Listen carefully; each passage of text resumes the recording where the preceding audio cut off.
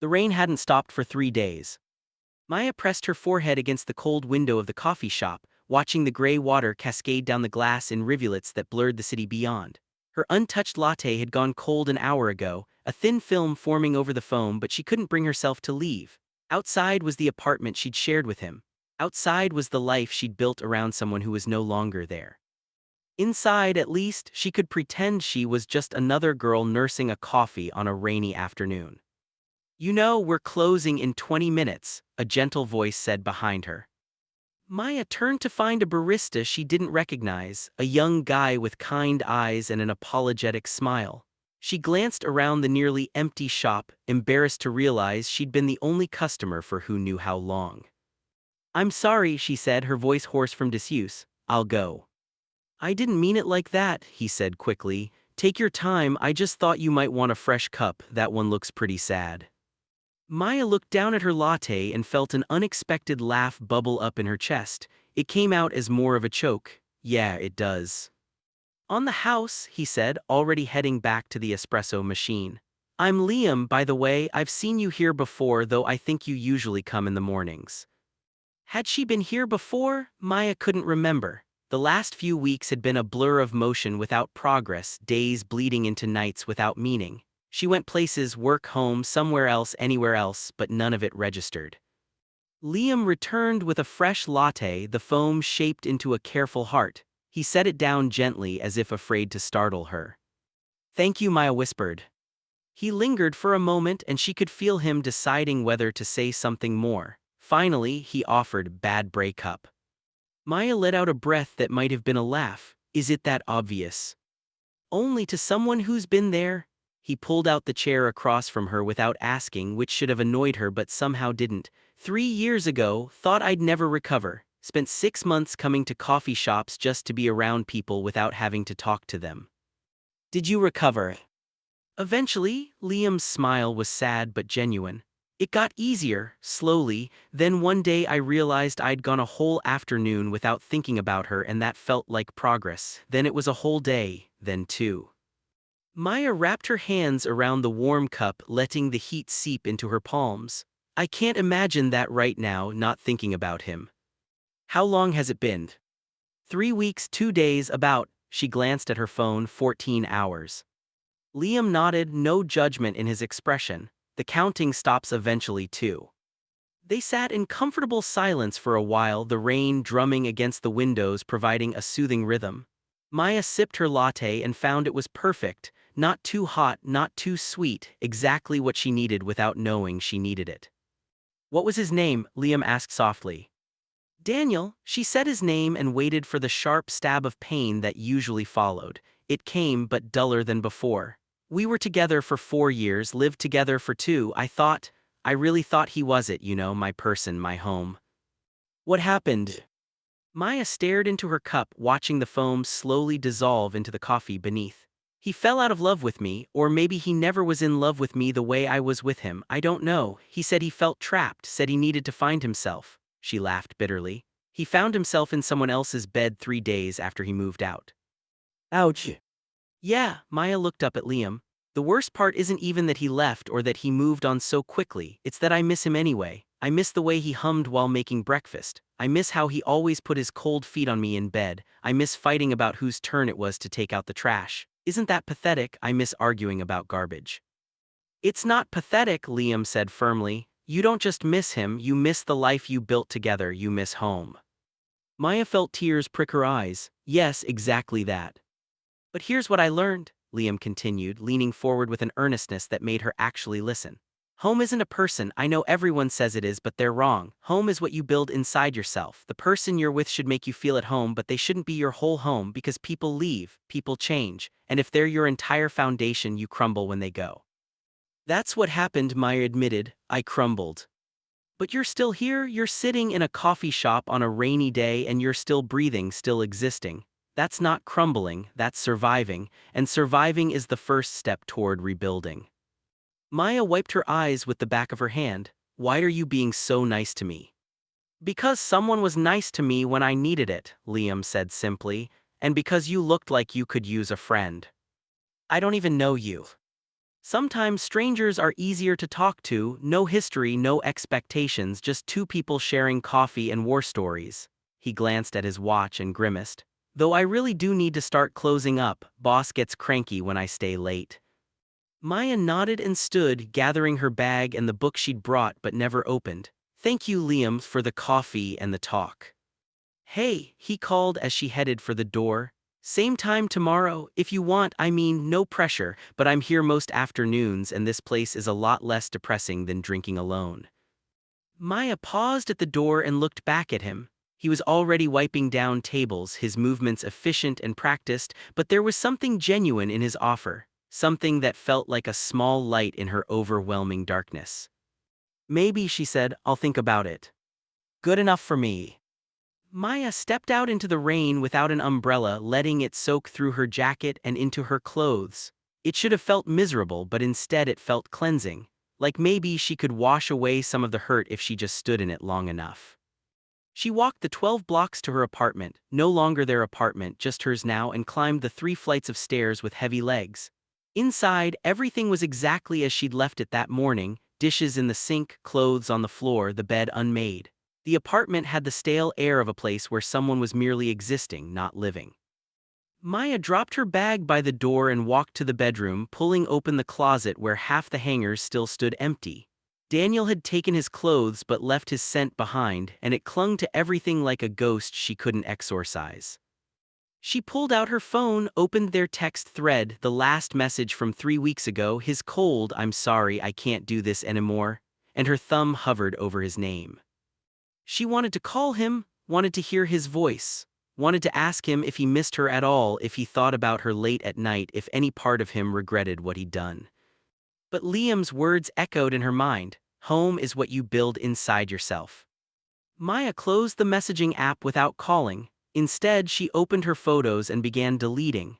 Every picture of Daniel, every selfie they'd taken together, every memory captured in pixels. At first, each deletion felt like a small death, but then it started to feel like liberation. When she finished, she had 1,247 fewer photos and something that might have been the beginning of closure. She fell asleep that night on the couch, too exhausted to make it to the bed, and dreamed of coffee shops and rain and strangers with kind eyes. 4 years earlier, Maya had met Daniel at a friend's wedding. She hadn't wanted to go. Weddings depressed her, all that enforced happiness, all those promises people made while high on champagne and the fantasy of forever. At 26, Maya had already watched 3 of her college friends get married and she'd been a bridesmaid twice. She was tired of the whole performance. But Sarah had been her roommate freshman year, and you couldn't skip your freshman roommate's wedding without a medical emergency or death in the family. So Maya had put on her bridesmaid dress, a truly unfortunate shade of mint green that made her look vaguely seasick, and pasted on a smile. Daniel had been sitting at her table during the reception, a friend of the groom. He'd spilled red wine on her dress within 5 minutes of sitting down. "Oh my God, I'm so sorry," he'd gasped, jumping up with his napkin and making it worse by rubbing the stain deeper into the fabric. "It's fine," Maya had said, even though it wasn't. The dress was hideous anyway. "It's really not, I'm an idiot, let me buy you a new dress. It's a bridesmaid dress, trust me. I was never wearing it again anyway." He'd laughed at that, and she'd noticed his eyes crinkled at the corners when he smiled. He was handsome in an approachable way, not magazine cover handsome, but real-life handsome. The kind of face you could wake up to every morning without getting tired of it. They'd talked through dinner, through the speeches, through the first dance. He was an architect, he told her, working for a firm downtown but dreaming of starting his own practice someday. She was a graphic designer at a marketing agency, burning out slowly but not sure what else to do with her art degree. "Why architecture?" she'd asked. "Because buildings last," he'd said, swirling his wine. "Most things in life are temporary, relationships end, jobs change, people move, but a building I design could stand for 100 years, maybe more. It's a way of leaving something permanent behind." "That's beautiful," Maya had said, meaning it. "What about you, why design?" She'd thought about it, surprised no one had ever asked her that before. "I guess because I like making things look the way they should feel. Colors, shapes, composition, they all evoke emotion. A good design makes you feel something even if you don't know why." And what do you want people to feel? Connected, she'd answered without hesitation. I want them to feel like they're not alone. Daniel had looked at her with such intensity that it made her breath catch. You're not what I expected when I sat down at this table. What did you expect? Small talk about the weather and the chicken in tray. Instead, I got philosophy and existential purpose. Sorry to disappoint. You didn't, not even close. They danced after that, and Maya remembered thinking his hand felt right on the small of her back, his shoulder the perfect height for her to rest her head. They'd kissed in the parking lot at the end of the night, and it had been the kind of kiss that tasted like possibility. He'd called her the next day, and the day after that. Within a week they were seeing each other constantly. Within a month they were exclusive. Within 6 months Maya was in love with him in a way that felt both terrifying and inevitable. Daniel had this way of making everything feel significant. He noticed things, the way she always ordered her coffee with oat milk because dairy upset her stomach, how she chewed her bottom lip when she was concentrating, the fact that she couldn't fall asleep without the window cracked open even in winter. He remembered her favorite songs and made her playlists. He brought her flowers on random Tuesdays just because. He made her feel seen in a way no one else ever had. 2 years in, they'd moved in together. It should have been perfect. For a while it was. But looking back now, Maya could see the cracks that had formed slowly, so slowly she hadn't noticed them spreading until the whole thing shattered. Daniel had stopped asking about her day. He'd started coming home later, always with excuses about deadlines and difficult clients. The playlists stopped, the flowers stopped, the noticing stopped. They'd become two people sharing space instead of sharing a life. Maya had tried to fix it. She'd planned date nights that he canceled. She'd initiated conversations about their relationship that he deflected. She'd suggested couples therapy that he refused. We're fine, he'd said over and over. You're overthinking it, I'm just stressed with work. But they weren't fine. And one day he'd come home and said he needed to talk, and Maya had known before he opened his mouth that her world was about to end. I can't do this anymore, he'd said, and those 5 words had leveled her. Why, she'd asked, even though she'd known he wouldn't give her a real answer. I don't know, I just feel stuck, like I'm living someone else's life. I need space to figure out who I am. Who you are, Daniel, we've been together for 4 years, you know who you are. I thought I did, but lately I feel like I'm drowning, like I can't breathe. And I'm what's drowning you, Maya had felt her voice break. Being with me makes you feel like you're drowning. It's not you, it's me. Don't you dare give me that cliché bullshit. It's not bullshit, I need to be alone. I need to figure myself out without someone else depending on me. I don't depend on you, we're partners. But you do, Maya, you depend on me for everything, your happiness, your sense of home, your entire emotional state. It's too much pressure. I can't be everything for you. His words had cut deeper than anything else because part of her knew they were true. She had made him her entire world. She had let herself believe that loving him was the same as loving herself. He'd moved out 2 days later, took his clothes, his books, his half of the furniture, left behind empty spaces that Maya didn't know how to fill. And then, 3 days after that, she'd seen the Instagram post. Daniel at a bar with his arm around a woman Maya didn't recognize, both of them laughing, his caption reading "New Chapter" with a heart emoji. New chapter, as if 4 years with Maya had been nothing more than the prologue to his real story. That's when she'd stopped counting time in days and weeks and started counting it in moments of pain.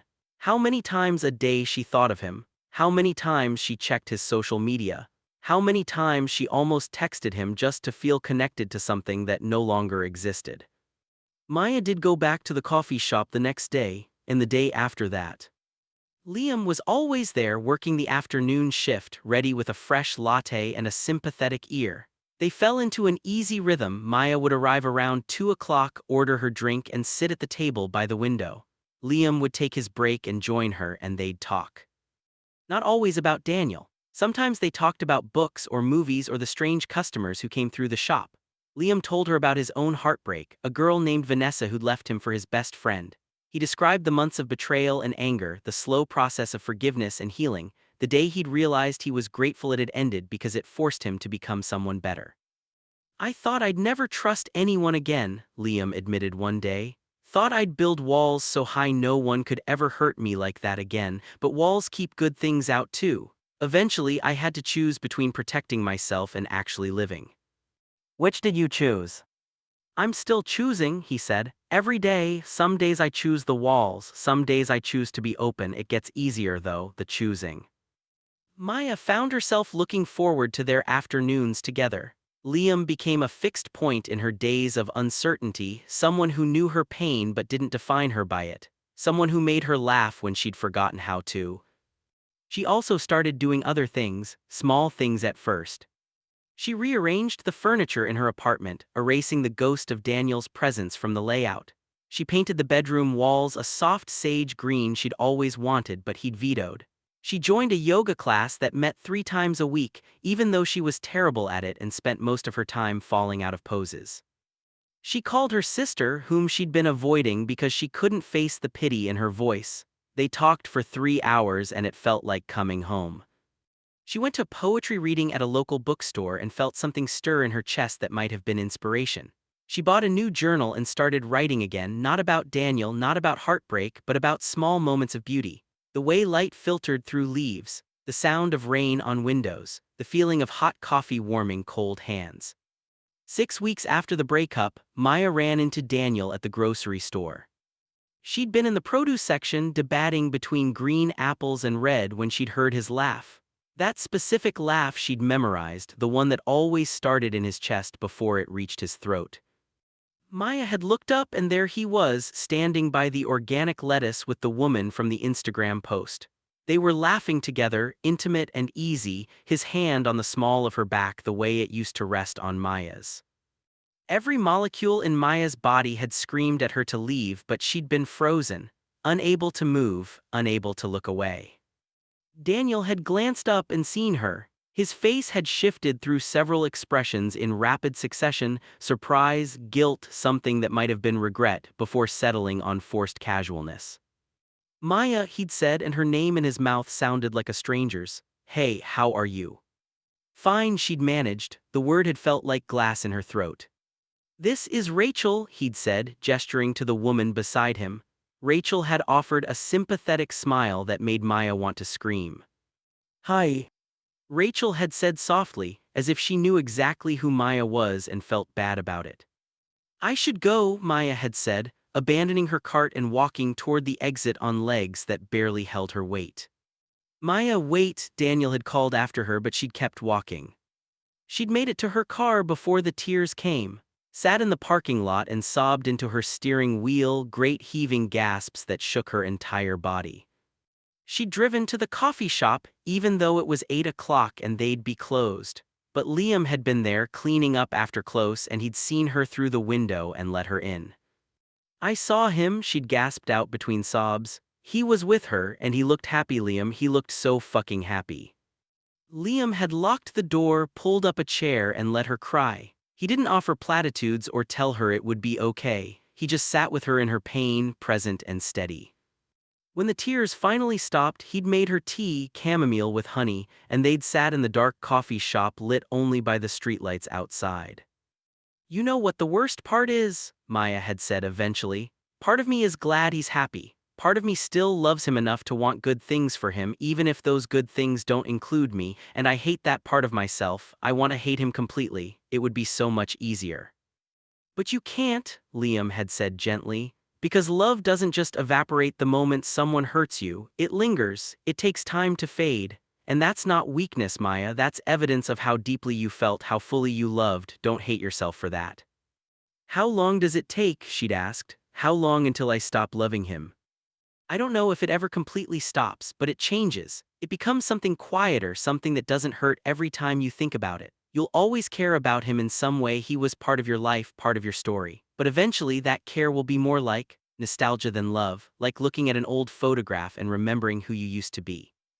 Maya had looked at Liam, really looked at him, and felt a surge of gratitude so intense it almost hurt.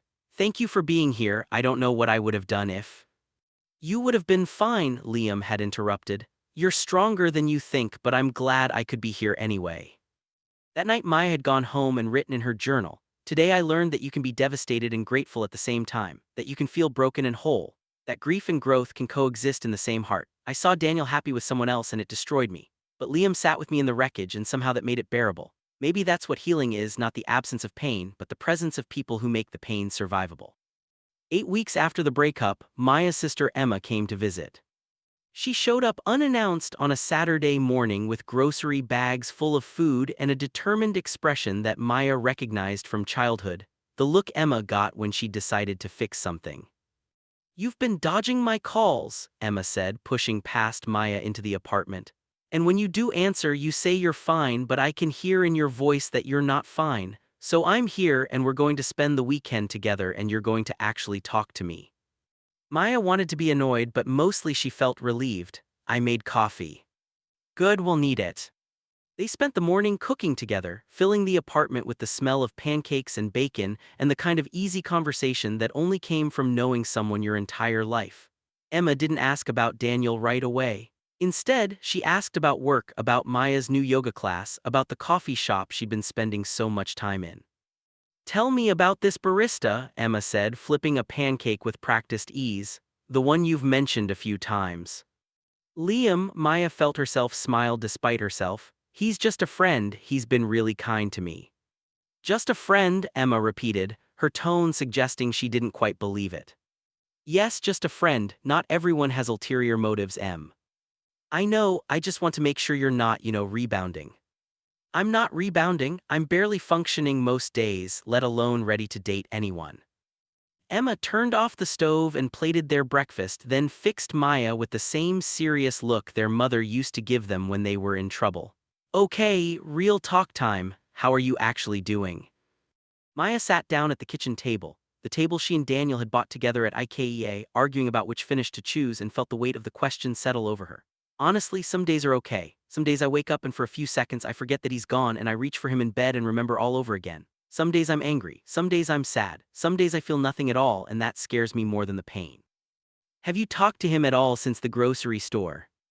"No, I blocked his number, unfollowed him on everything. I can't keep checking up on him, wondering if he's thinking about me. It was making me crazy." "Good," Emma said firmly, "he doesn't deserve your energy."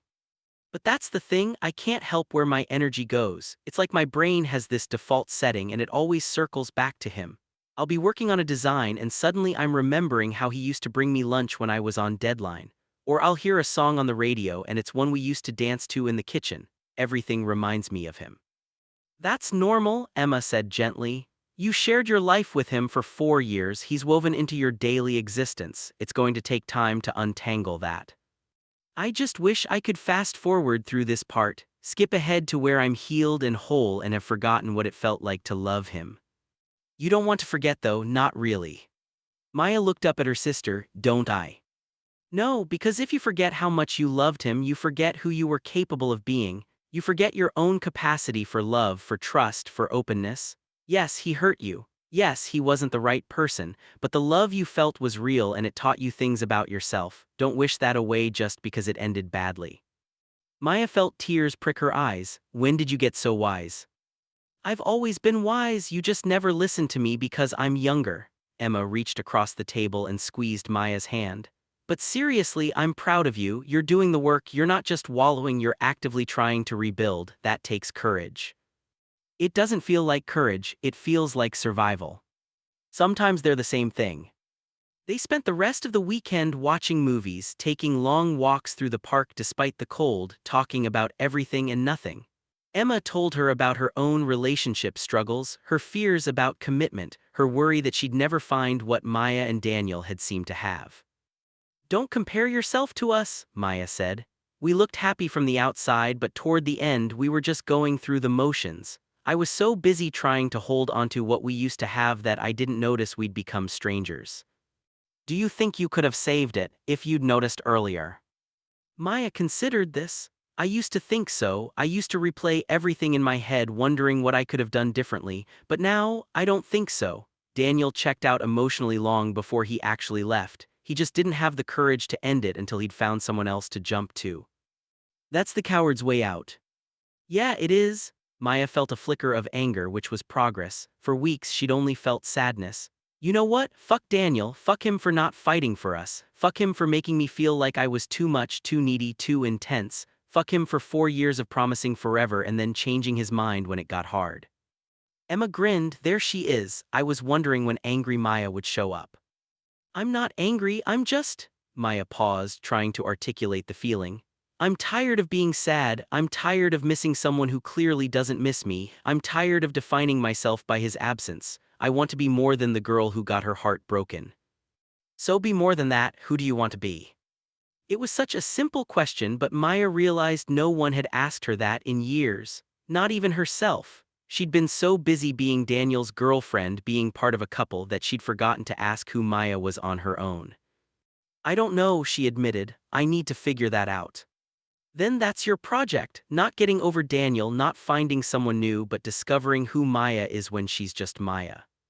That night after Emma had gone home, Maya sat down with her journal and made a list. Things I stopped doing when I was with Daniel, asterisk. Painting, he thought the smell of oils was too strong. Going to concerts, he didn't like crowds. Staying up late reading, he wanted to go to bed early. Spending Sundays at the art museum, he found them boring. Writing poetry, he never understood it. Traveling spontaneously, he needed everything planned.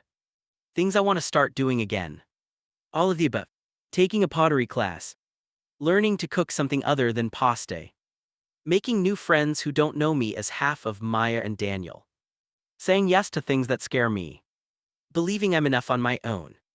She stared at the lists for a long time, feeling something shift inside her. It wasn't happiness, not yet, but it was possibility, and possibility was a start.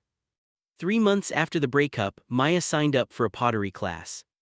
She'd been walking past the community center and saw a flyer, beginner pottery, create something beautiful, and before she could talk herself out of it, she was inside registering for the 8-week course. The class met Thursday evenings from 7 to 9. The instructor was a woman named Patricia who had clay permanently embedded under her fingernails and a laugh that filled the room. There were 12 students, and Maya was relieved to see she wasn't the youngest or the oldest or the only one who looked terrified. The wheel doesn't judge you, Patricia said during their first class. It just responds to your touch. Too much pressure and your piece collapses, too little and it won't take shape. The key is finding the right balance, firm but gentle, controlling but responsive.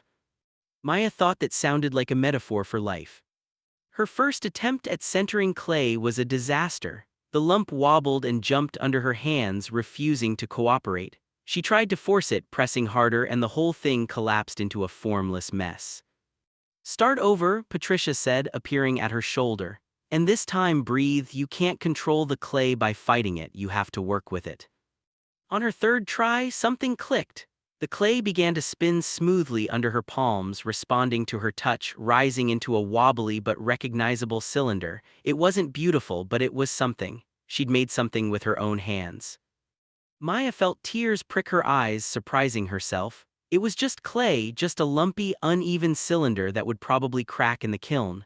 But it was hers. She'd created it. And after months of feeling like she was falling apart, the act of building something, even something imperfect, felt like a revelation. Nice work, said a voice beside her. Maya turned to find a woman around her age with curly red hair pulled back in a messy bun and clay smeared across her cheek. I'm Jasmine, my piece looks like a pancake, so you're already doing better than me. Maya laughed. I'm Maya, and I think your pancake has character. That's generous, Jasmine grinned. Is this your first time doing pottery? Yeah, you. Same, I signed up because my therapist said I needed a hobby that didn't involve screens. Apparently, scrolling through Instagram doesn't count as self-care. Your therapist sounds smart. She is. Are you here for therapeutic reasons too, or do you just really love clay? Maya hesitated, then decided honesty was easier than pretense. Bad breakup, trying to do things that make me feel like myself again. Jasmine nodded knowingly. Oh, I'm familiar with that journey. 6 months post-divorce here. Thursday nights used to be date night, now it's pottery night. Significant improvement, honestly. They fell into easy conversation, working their clay and swapping stories. Jasmine had been married for 5 years before her husband announced he'd fallen in love with his personal trainer, a cliché so absurd she'd laughed when he told her, thinking it was a joke. it wasn't a joke. The worst part was everyone saying I dodged a bullet, Jasmine said, shaping her clay into something that might eventually be a bowl. Like, yes, I know he's an idiot, but he was my idiot for 7 years and I still have to grieve the life I thought we'd have. Yes, Maya said more emphatically than she'd intended. Everyone wants you to hate them immediately, to have no feelings about it, but love doesn't work like that. Exactly, I can know he's wrong for me and still miss him. Both things can be true. By the end of class, Maya had Jasmine's number and plans to get coffee before next week's session. She drove home feeling lighter than she had in months, her misshapen cylinder carefully wrapped in plastic on the passenger seat. At a red light, she pulled out her phone and texted Liam, made a bowl in pottery class. Well, it's supposed to be a bowl, might also be a cup or a vase or modern art, but I made something. His response came immediately, that's amazing, also I need to see this bowl cup vase art ASAP, coffee tomorrow. Definitely. When Maya got home, she placed her clay piece on the windowsill where it could dry, then stood back to admire it. It was objectively terrible, lumpy and uneven, with finger marks all over it. But it was hers. She'd made it with her own hands and no one could take that from her. She pulled out her journal and wrote, "Today I learned that creating something imperfect is better than creating nothing at all. That there's power in making and building and shaping something from nothing. Daniel wanted permanence, buildings that would last forever, but maybe there's beauty in temporary things too, in clay that might crack, in relationships that end, in flowers that bloom and die. Maybe the impermanence is what makes it precious." Spring arrived slowly, then all at once. One day the trees were bare and gray, and the next they'd exploded into pale green. Tulips pushed through the soil in the park. The air lost its bitter edge. People emerged from their winter cocoons, blinking in the sudden sunshine. Maya felt the shift in herself too, a subtle thawing like ice breaking up on a river. The constant ache in her chest had become something quieter, something she could almost ignore for hours at a time. She still thought about Daniel, but the thoughts no longer paralyzed her. They were more like weather, passing clouds rather than endless storms. She'd been meeting Liam for coffee 3 or 4 times a week, and their friendship had become one of the anchors in her new life. He'd started recommending books to her, and they'd have long discussions about characters and themes and the way stories could hold truths that real life couldn't quite articulate. One afternoon in April, Liam brought her a book with a worn cover and pages soft from repeated reading. "This helped me," he said simply, sliding it across the table. "After Vanessa, it's about a woman rebuilding her life after loss, not a breakup. Her husband died, but the grief felt familiar, the way she had to relearn how to be herself."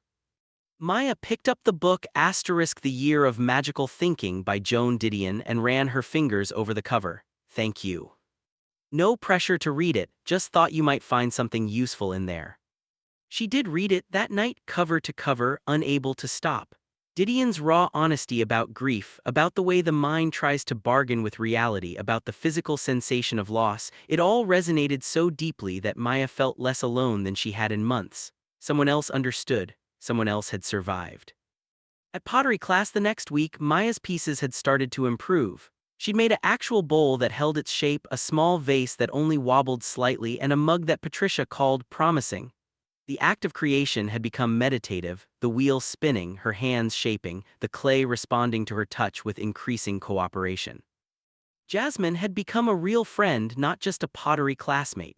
They'd started getting dinner after class, talking about everything from their failed relationships to their career ambitions to their shared love of terrible reality TV. Jasmine was funny and sharp and refreshingly honest about her own struggles. "I miss being married," Jasmine admitted one night over Thai food. "Not my ex-husband specifically, I'm fully aware he's an idiot, but I miss having a person, someone to tell about my day, someone whose opinion matters on paint colors and vacation plans, someone to split the check with literally and metaphorically." "I get that," Maya said. "I don't miss Daniel the person he became, but I miss the version of him from 2 years ago, the one who still looked at me like I was magic." "You think he ever was that person, or did we just see what we wanted to see?" Maya considered this, swirling her wine. "I think he was that person. People change, or maybe they just reveal who they've been all along and we finally start paying attention." Deep. Jasmine raised her glass to paying attention, to seeing people clearly, and to becoming the kind of people who deserve to be seen clearly. They clinked glasses, and Maya felt a surge of gratitude for this unexpected friendship, this woman who understood the complicated landscape of moving on. Maya had also started painting again, setting up a small studio space in the corner of her bedroom. The smell of oils that Daniel had hated filled the apartment, and instead of feeling guilty about it, Maya felt free. She painted abstracts, mostly swirls of color that represented emotion rather than reality. Blues and grays for the grief, yellows and oranges for the anger, soft pinks and greens for the hope that was starting to creep in around the edges. One painting in particular became her obsession, a large canvas showing a figure emerging from water, their form suggested rather than defined, breaking through the surface toward light. She worked on it for weeks, layering colors, adding texture, stepping back to evaluate, diving in again. "That's stunning," Liam said when she showed him a photo. "Seriously, Maya, you're really talented." "It's therapeutic more than anything." "Can it be both?" She'd never thought about it that way, that art could be healing and valuable, that self-expression could serve her and others. Daniel had always treated her design work as something cute, a hobby that happened to pay the bills. He'd never taken her seriously as an artist. But Liam did, Jasmine did, even Patricia at pottery class, who'd suggested Maya enter some of her pieces in the community center's spring show.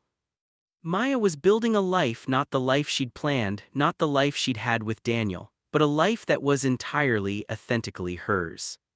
4 months post-breakup, Maya finally cleaned out the last of Daniel's things, the items he'd left behind or forgotten.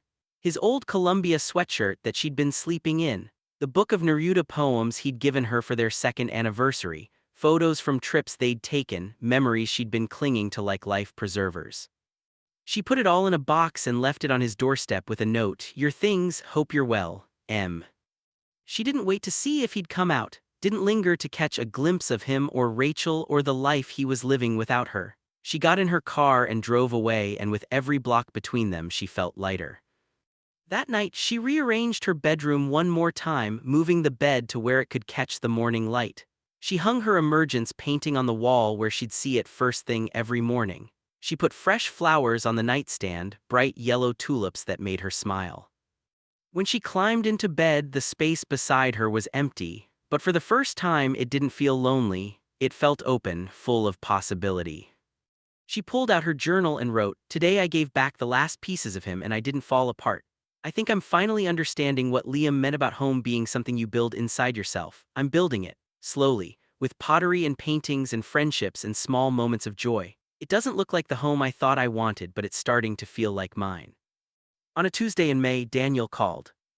Maya stared at her phone as it vibrated on her desk, his name appearing for the first time in 4 months. She'd unblocked him weeks ago, not because she wanted to talk to him, but because keeping him blocked felt like he still had power over her. Her finger hovered over the decline button, then, taking a deep breath, she answered. "Hello." "Maya, hi." He paused and she could hear him breathing. "I got your note with the box." "Okay. I was wondering if we could talk in person if you're willing." Every instinct screamed at her to say no. She'd worked so hard to move forward, to build her new life. Seeing him would be regression, seeing him would hurt. But part of her was curious, part of her wanted closure, real closure, not just the kind you gave yourself. "Why?" she asked. "I owe you an apology, a real one, and I need to say some things I should have said months ago. You could say them now, on the phone." "Please, Maya, just coffee, 30 minutes. If you hate me after, I'll never contact you again." She should say no, she should protect herself, maintain her boundaries, keep moving forward without looking back. Instead, she heard herself say, "The coffee shop on 7th Street, tomorrow at 3. "Thank you," he said, and the relief in his voice was palpable. "I'll see you then."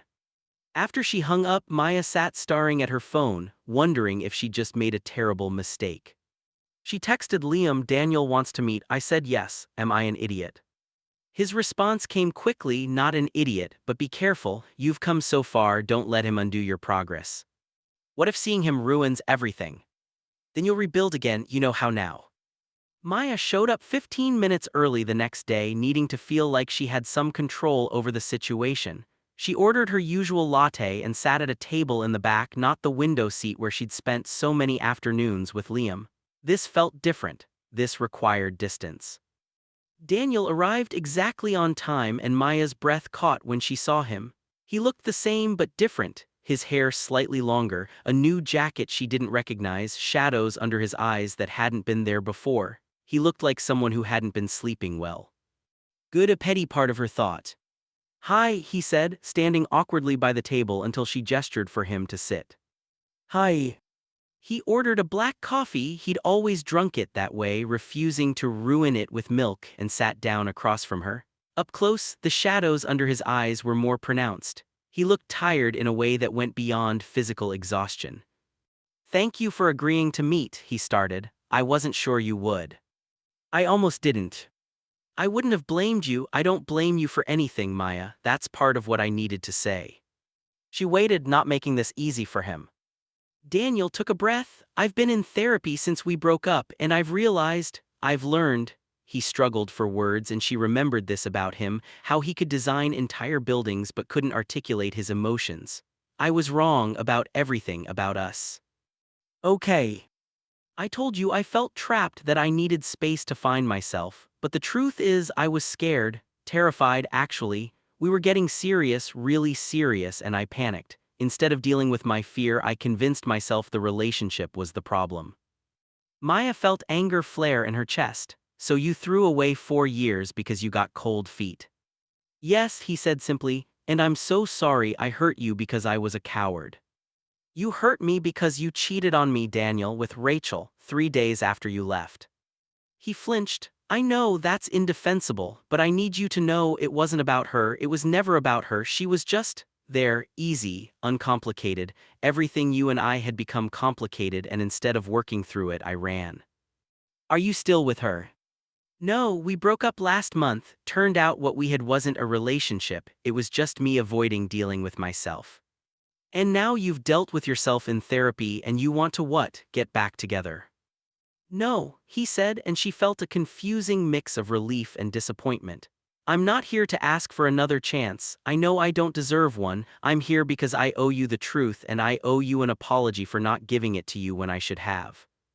Maya stared at him, this man she'd loved so completely, and felt, not much, a little sad, a little angry, but mostly just tired. "You said I made you feel trapped," she said quietly, "that I depended on you for everything. Was that true, or was that just an excuse?" Daniel looked down at his coffee. "It was partially true, but it wasn't your fault. You loved me with everything you had, and that scared me because I wasn't sure I could love you the same way. Instead of being honest about that, I made it your fault, made you feel like you were too much, too needy. But the truth is, you were exactly enough. I just wasn't ready for that kind of love." "You said I was too much," Maya said, her voice breaking slightly. "You made me feel like my love was a burden."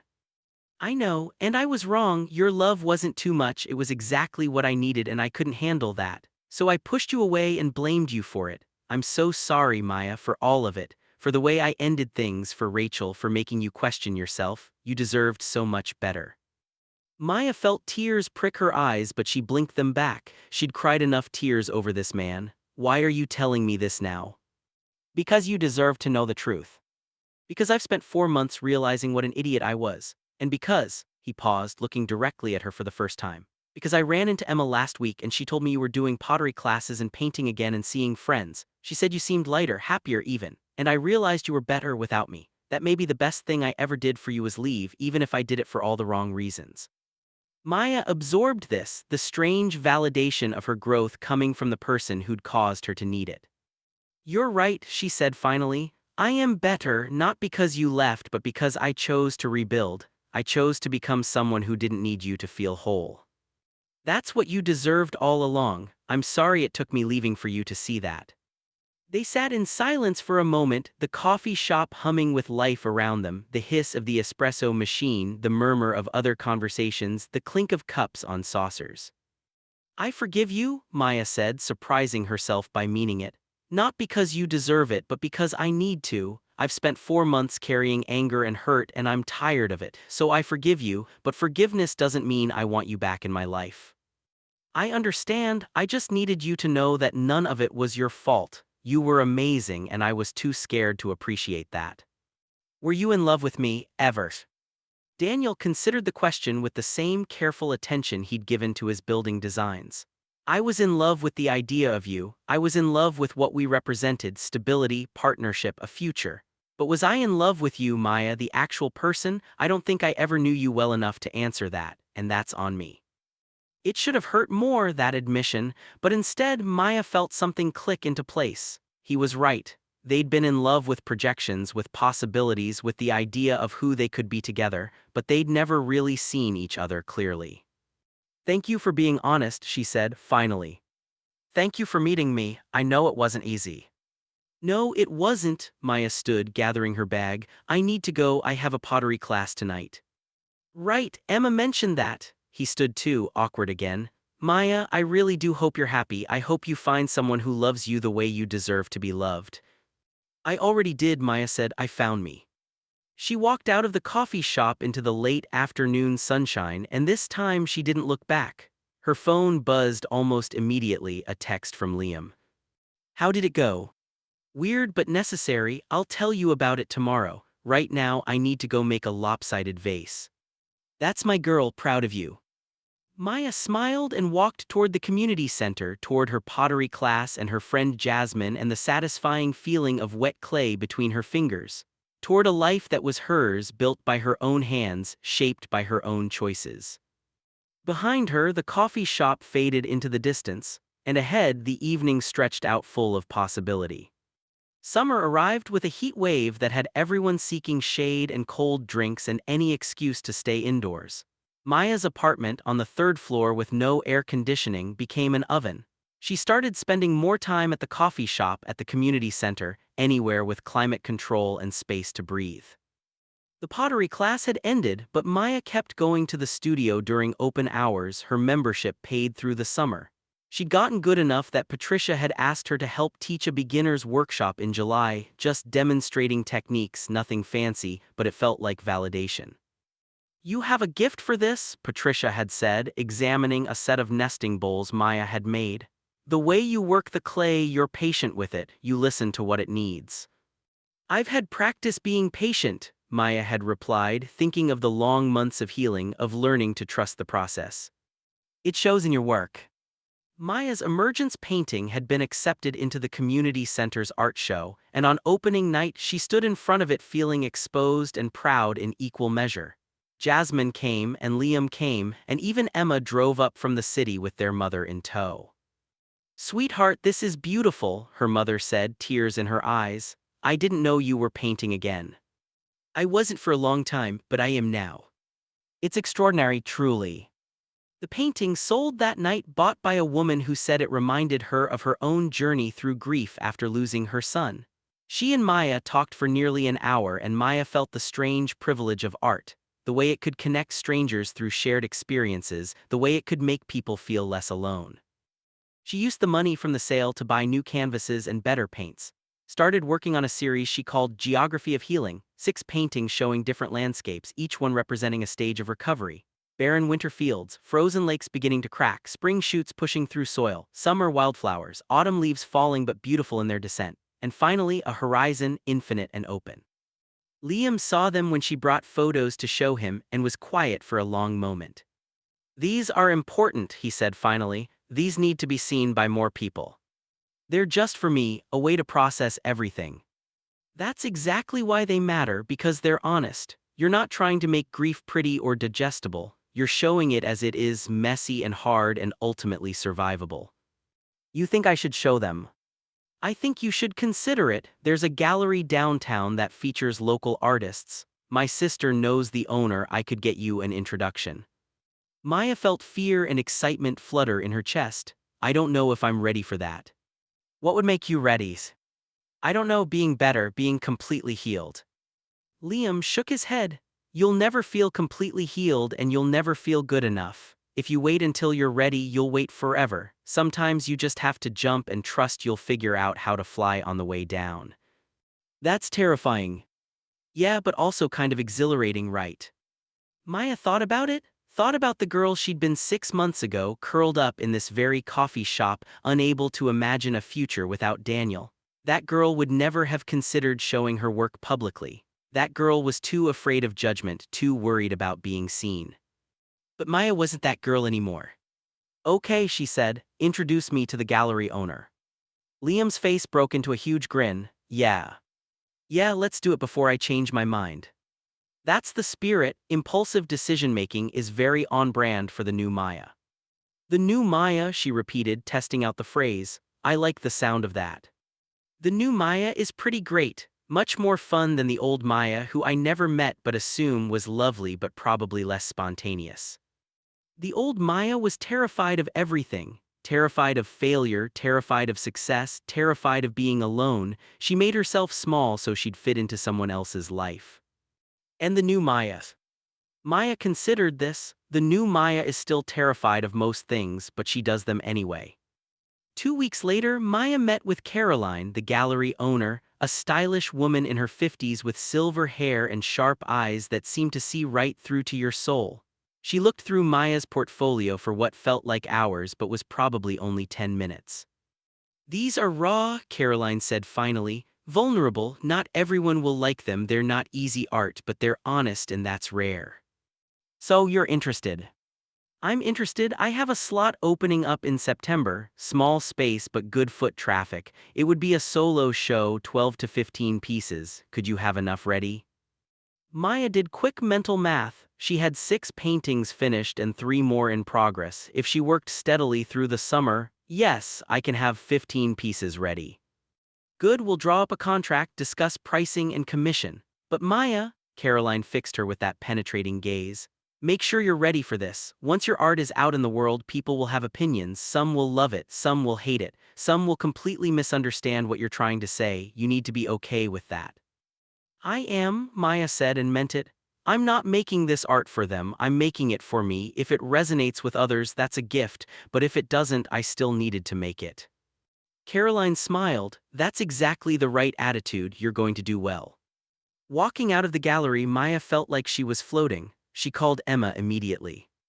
"I'm having a solo show," she said, the words feeling surreal in her mouth. "An actual art show at an actual gallery." "Oh my God. Maya, that's amazing. When?" "September. I need to finish 9 more paintings in 3 months, but Caroline thinks I can do it."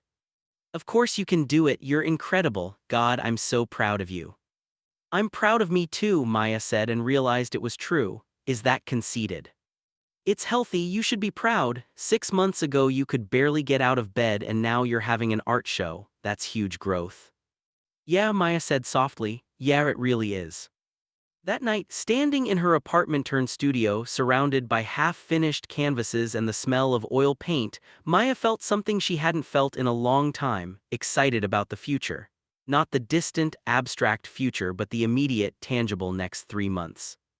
She had work to do, art to create, a show to prepare for. It felt purposeful in a way nothing had since Daniel left.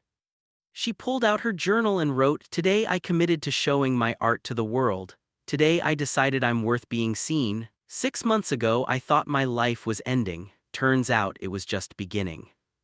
Maya painted like she'd never painted before. She woke early, worked on pieces before her day job, came home and painted into the night. Weekends disappeared into color and canvas. Her apartment became chaos, canvases drying everywhere, paint-stained rags piled in corners, brushes soaking in jars of turpentine. But in the chaos she found clarity. The 7th painting in her series showed a forest after a fire, blackened trees but green shoots already pushing through ash. She called it Phoenix.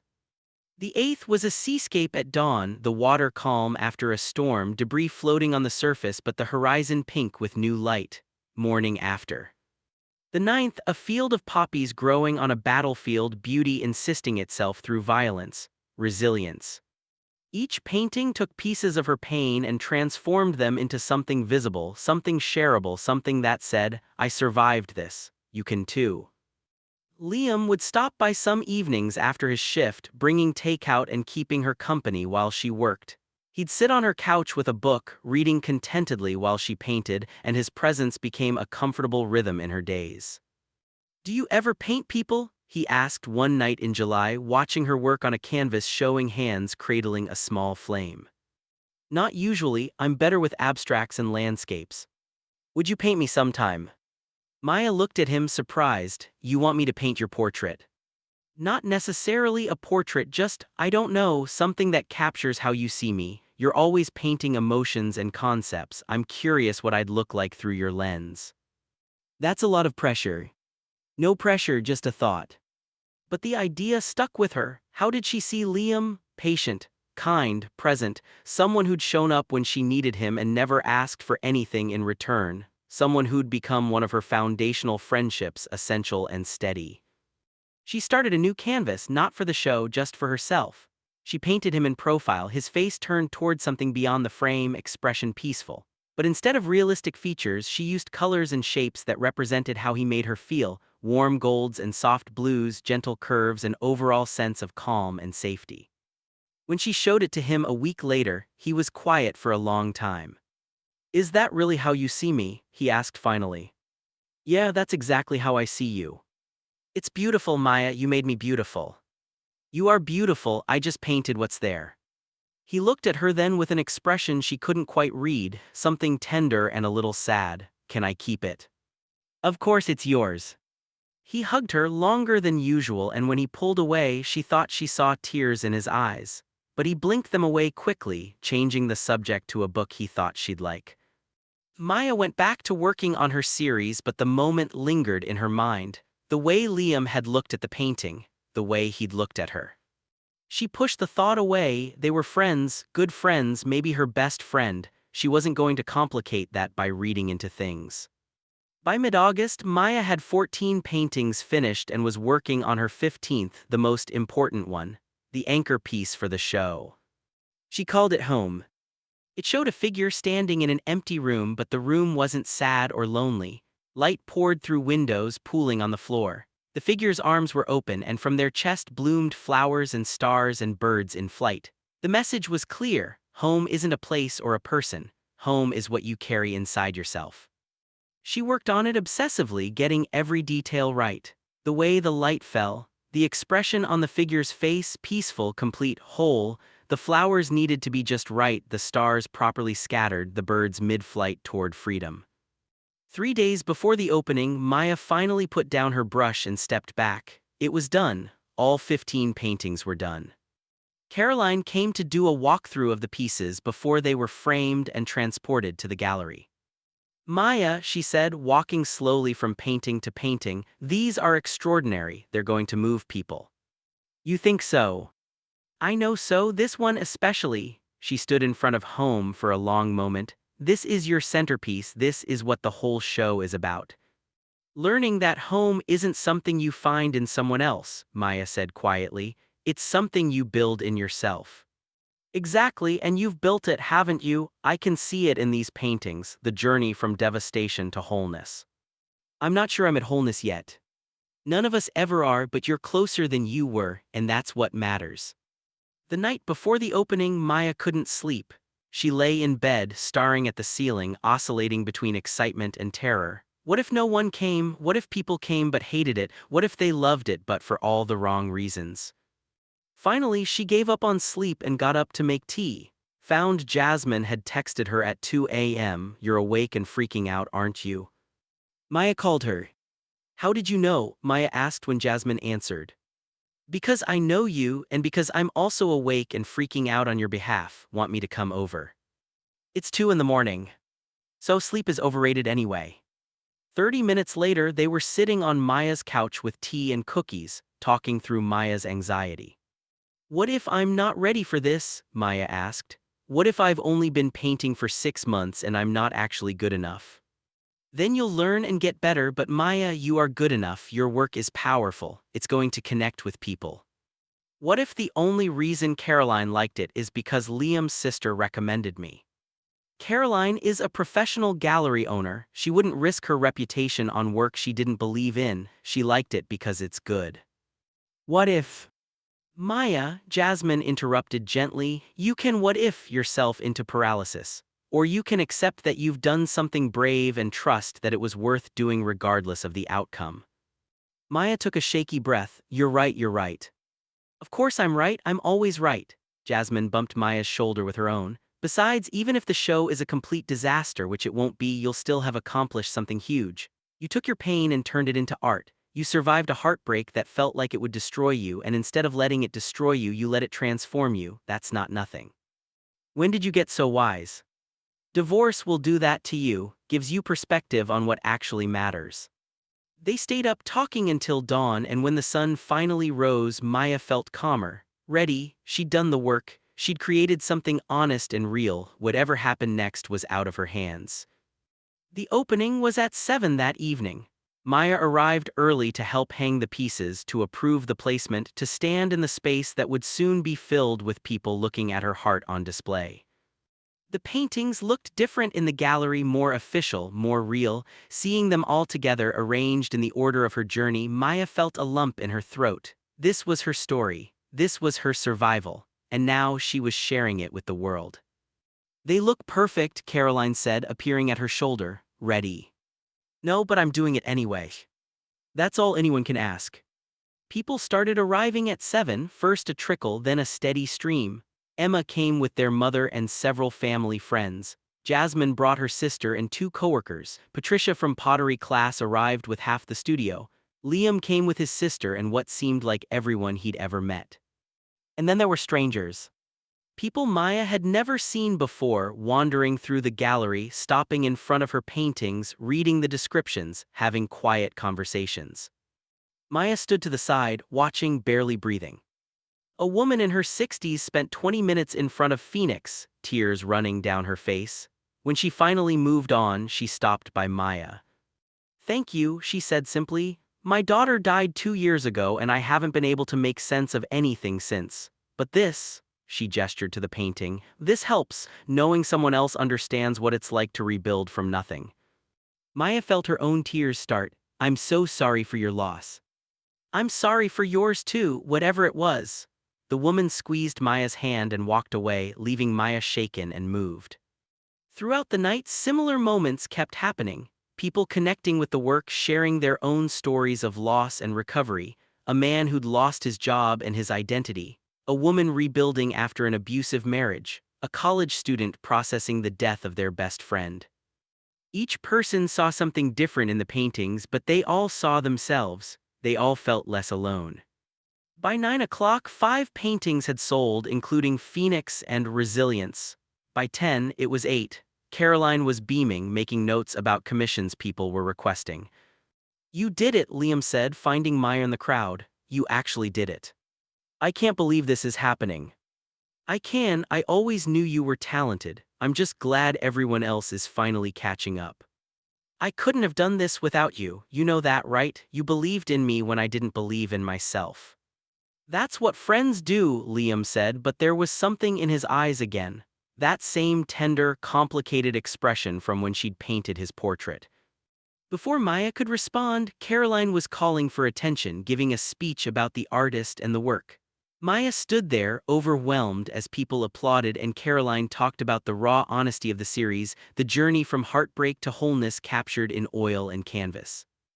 "Maya has taken something painful and made it beautiful," Caroline said. "She's taken something private and made it universal. That's the mark of a true artist, the ability to transform personal experience into shared meaning. We're honored to present her first solo show, Geography of Healing." More applause. Maya managed a smile, a small wave, feeling exposed and exhilarated and terrified all at once.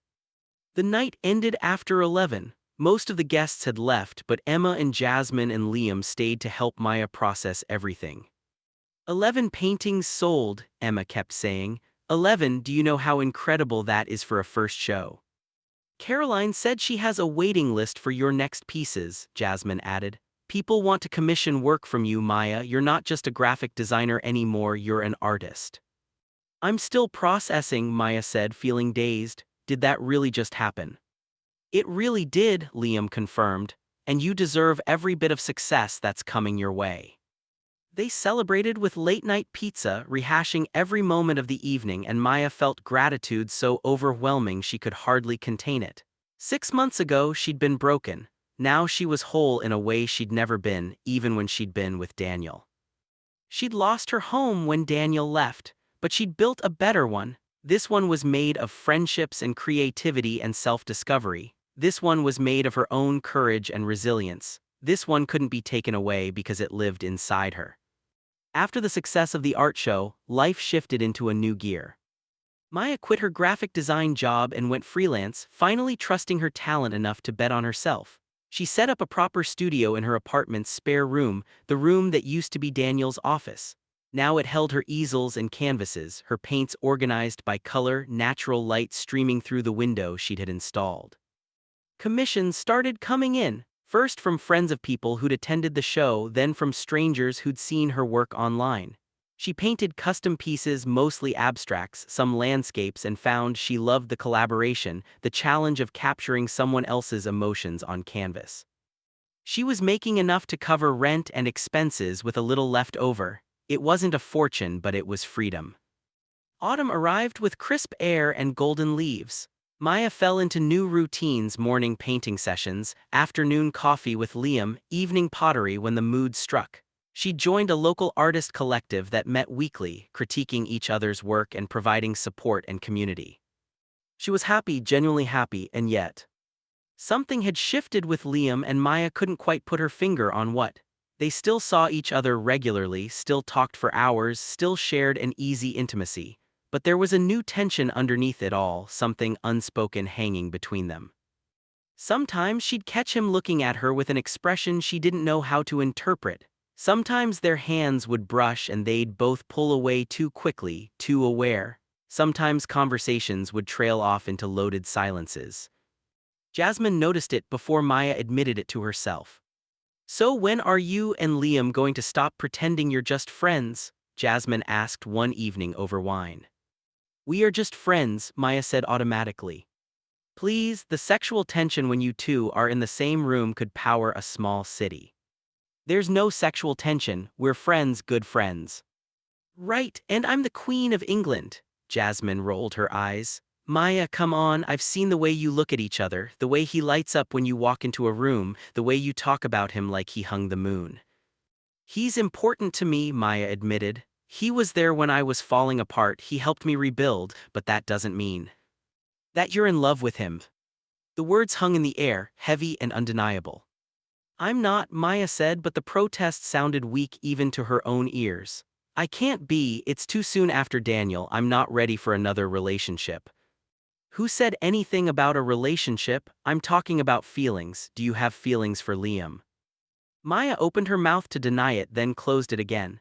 Did she have feelings for Liam? She looked forward to seeing him every day. She told him things she didn't tell anyone else. When good things happened, he was the first person she wanted to share them with. She'd painted him not as he looked but as he felt, warm and safe and essential. "Oh God," Maya said, the realization hitting her. "I have feelings for Liam." "There it is," Jasmine said, satisfied. "Now what are you going to do about it?" "Nothing, absolutely nothing." "Why not?"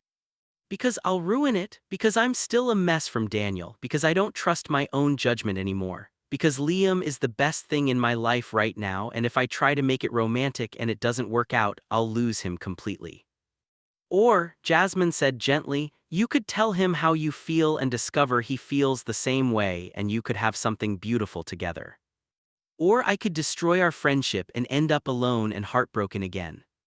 "Maya, you can't live your life afraid of getting hurt. If you do that, you'll never let anyone in." "I let Daniel in, look how that turned out." "Daniel was an idiot who didn't deserve you, but just because one relationship failed doesn't mean they all will. You're different now than you were with him. Stronger, more complete. Maybe you're actually ready for something healthy." "I don't know if I am." "Then figure it out, but don't avoid this just because it's scary. The best things in life are usually scary." Maya went home that night unable to stop thinking about Liam, about the way he'd shown up for her when she needed someone most, about the easy comfort of his presence, about how he made her laugh even on her hardest days, about how he saw her, really saw her, and seemed to like what he saw. She thought about the portrait she'd painted, the colors she'd used to represent him: warm golds, the warmth he brought to her life; soft blues, the calm he provided; gentle curves, the safety of his presence. She thought about how she always painted her emotions, and how she'd painted Liam as feeling like home. "Oh, oh," She'd spent 6 months learning that home wasn't another person, that she needed to build it within herself. And she'd done the work, she was whole on her own. But maybe, just maybe, once you'd built your own home, you could invite someone to share it. Not to complete you, but to complement you. Not to fill empty spaces, but to coexist in fullness. Maybe loving someone could feel like home, without making them your whole home. But did Liam feel the same way, or was she reading signals that weren't there, seeing what she wanted to see? The next afternoon at the coffee shop, Maya studied Liam as he made her latte. She'd watched him make hundreds of drinks over the past months, his movements efficient and practiced. But today she noticed the way his hair fell across his forehead, the concentration in his eyes, the small smile he gave her when he caught her watching. "What?" he asked, sliding the latte across to her. "Nothing, just thinking." "Dangerous pastime. Tell me about it."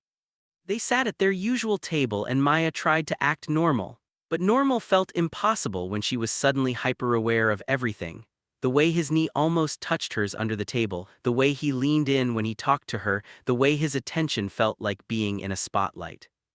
"You okay?" Liam asked. "You seem distracted." "I'm fine, just tired, been working a lot." "New commission?" "Yeah, someone wants a painting for their wife's birthday, something about new beginnings." "Very on brand for you, the queen of new beginnings." "Is that what I am?" "Among other things." He studied her face. "You sure you're okay? You seem different today." "How so?" "I don't know, just different, like you're somewhere else." Maya took a breath, considering whether to be honest. Jasmine's voice echoed in her head. "Don't avoid this just because it's scary." "Can I ask you something?" Maya said. "Always." "Why did you help me back in December when I was a mess? Why did you keep showing up?" Liam looked surprised by the question. "Because you needed someone, and because I'd been where you were, heartbroken and lost. I remembered how much it helped when someone was kind to me." "Is that the only reason?" His eyes met hers and she saw something flicker there. "No, that's not the only reason." "What was the other reason?" Liam was quiet for a long moment and Maya could see him deciding something. Finally, he said, "Because the first time you walked into this coffee shop, even though you were clearly devastated, there was something about you. Something that made me want to know your story, and the more I got to know you, the more I wanted to keep knowing you." Maya's heart was beating too fast. "Liam." "I know," he interrupted. "I know you're not ready, I know you're still healing, and I never expected anything from you, Maya. I was happy just being your friend. I am happy being your friend, but you asked, so I'm being honest. I think you're extraordinary. I've thought that since the beginning." "Why didn't you say anything?" "Because you needed a friend, not another complication. Because I didn't want to take advantage when you were vulnerable, and because—" he paused, looking down at his coffee. "Because I was afraid. After Vanessa, I built walls too. You weren't the only one who needed to heal. Being your friend felt safe. Anything more felt like too much risk." "And now," Maya asked softly. "Now I'm still afraid, but I'm also tired of being afraid. I'm tired of pretending I don't feel what I feel." "What do you feel?" Liam looked at her and the vulnerability in his eyes made her breath catch. "I feel like I've been falling for you for months, slowly, carefully, trying not to, but it doesn't matter how careful I am, I fell anyway." Maya felt tears prick her eyes. "I've been so focused on not needing someone that I didn't let myself see what was right in front of me." "And what's that?" "You, us, the possibility of something real." "Are you saying—" "I'm saying I have feelings for you too. I'm saying I don't know if I'm ready, but I don't want to lose you by not trying. I'm saying I'm terrified, but maybe that's okay." Liam reached across the table and took her hand, and the touch sent electricity through her. "We can go slow, we can figure this out together, no pressure, no expectations, just seeing where it goes." "What if it doesn't work? What if we ruin our friendship?" "What if it does work? What if this is exactly what we're both supposed to be doing?" Maya looked at their joined hands, then up at his face, that kind, patient face she'd been staring at for months without admitting what she felt. "Okay," she said, "let's try slowly." "Slowly," he agreed, "we have all the time in the world." That night Maya wrote in her journal, "Today I realized that being whole on your own doesn't mean you have to be alone.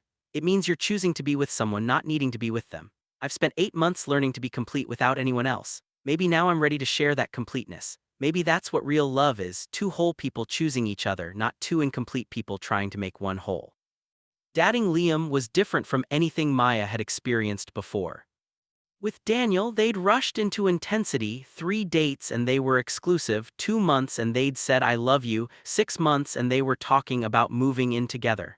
Everything had felt urgent, like they needed to claim each other before someone else did. With Liam, everything was deliberate, intentional. They'd been friends for 8 months before becoming something more, and that foundation changed the entire dynamic.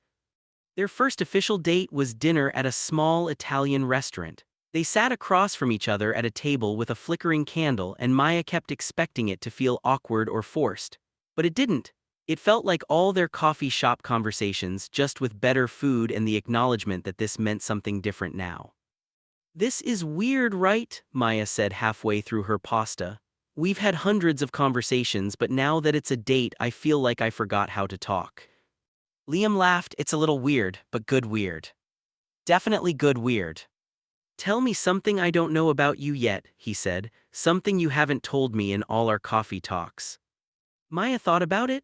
"I used to want to be a children's book illustrator. That's why I went to art school. I had this whole portfolio of story ideas and character sketches, but somewhere along the way I got practical. Took the graphic design job for the steady paycheck, told myself I'd do illustration on the side." "Did you?" "No, I told myself I was too tired after work, too uninspired, too whatever. But really, I think I was afraid it wouldn't be good enough, that the dream wouldn't live up to reality, so it was safer to just not try." "You should try now, you're clearly talented enough." "Maybe, the thought terrifies me, which probably means I should do it."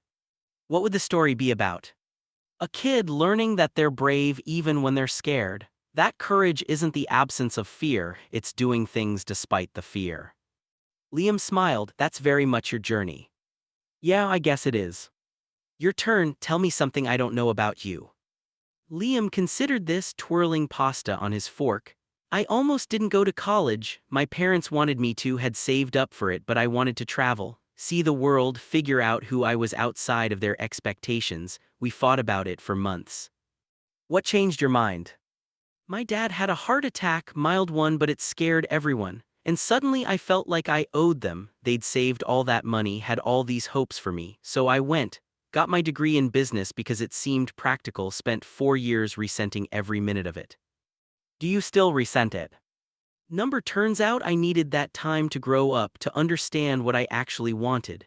And working at the coffee shop was supposed to be temporary, just until I figured out the next step. But I've been there 5 years now and I still haven't figured out what comes next." "Maybe you don't need to figure it out. Maybe the coffee shop is exactly where you're supposed to be." "Sometimes I worry that I'm coasting, that I'm playing it safe instead of taking risks." "You helped me learn to take risks," Maya pointed out. "Maybe now it's your turn." "What would you do if you were me?" "I'd ask myself what I'd do if I wasn't afraid, and then I'd probably do that thing even though it terrified me." "That's good advice. I learned from someone smart." They held hands walking back to Maya's apartment, and when they reached her door there was a moment of uncertainty. "How did you navigate physical intimacy when you'd spent months as just friends? What were the rules? What were the expectations?" "I should go," Liam said, but he didn't move. "You could come up just to talk, no pressure." "Are you sure?"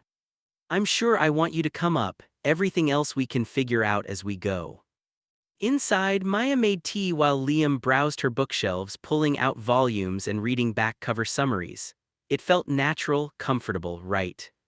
They ended up on the couch, talking until 2 in the morning about everything and nothing, childhood memories, embarrassing moments, fears and hopes and dreams. At some point, Maya's head ended up on Liam's shoulder, his arm around her, and it felt so easy she wanted to cry. "I really like this," she said quietly, "whatever this is." "Me too. I'm sorry I'm going slow." "Don't apologize, slow is good. Slow means we're being careful with each other, that's not a bad thing." When Liam finally left around 3, Maya lay in bed feeling lighter than air. She wasn't in love, not yet, but she could feel herself falling gently and gradually, and for once that didn't terrify her. She thought about Daniel, about how loving him had felt like being consumed. She'd lost herself in that relationship, made him her entire identity. It had been intoxicating at first, then suffocating, then devastating when it ended. Loving Liam felt different. It felt like coming home to herself, not losing herself in someone else. It felt like expansion, not contraction, like she could love him and still be wholly herself. That was new, that was healthy, that was worth protecting. Over the next few weeks, they fell into a rhythm. Date nights twice a week, sometimes dinner, sometimes movies, once a disastrous attempt at mini golf that ended with both of them laughing too hard to keep score. Coffee shop meetups on the days they didn't have dates, texts throughout the day that made Maya smile at her easel. They hadn't slept together yet. They'd kissed, careful, sweet kisses that left Maya wanting more but not ready for more. Liam never pushed, never pressured. He followed her lead, letting her set the pace. I really like him, Maya told Emma over the phone. Like, really like him, and that terrifies me. Because of Daniel. Because I've spent the last year learning that I don't need anyone. What if I forget that? What if I fall into old patterns and lose myself again? Maya, you're not the same person you were with Daniel. You've grown, you've done the work, trust that growth, trust yourself.